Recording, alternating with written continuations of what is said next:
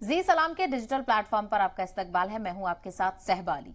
Free fire online gaming के साथ मिलकर काम कर चुकी एक कंपनी पर ईडी ने छापा मारा है। ईडी का इल्जाम है कि गरेना और कोरा पेमेंट्स इंडिया जैसे गेम डेवलपर्स ने जानबूझकर भुगतान तंत्र को इस तरह से तैयार किया है जिससे कि लोगों की जेब से उनसे बगैर पूछे पैसे निकाल लिए जाते हैं।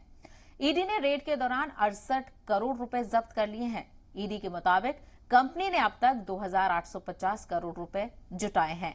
बताते चले कि ये कंपनी भारत में गरेना, फ्री फायर, तीन पत्ती गोल्ड, कॉल ऑफ ड्यूटी जैसे मोबाइल गेम्स को ऑपरेट करती है। ऐसे में सवाल उठता है कि क्या अब उन लोगों को पैसे वापस मिलेंगे? ये तो खैर कहना मुश्किल है, मगर आप ऐसी गलती से कैसे बच सकते हैं ये जान लीजिए। किसी भी ऐप पर पेमेंट करने के ऑप्शन के साथ कुछ कंपनियां चालाकी से नीचे की तरफ एक चेक बॉक्स होता है, उसमें कार्ड डिटेल्स और कुछ शर्तों पर धोखे के साथ अप्रूवल ले लेती हैं ताकि वो उन्हें भविष्य में इस्तेमाल कर सकें।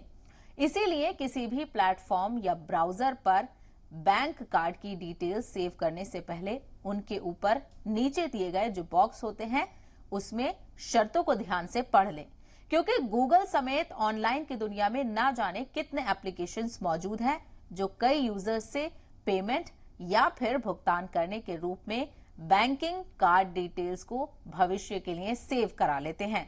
इसीलिए किसी भी अनजान वेबसाइट्स और अनसिक्योर वेबसाइट्स पर अपनी जानकारी को सेव ना करें। तो सतर्क रहें, सतर्कता ही बचा सकती है।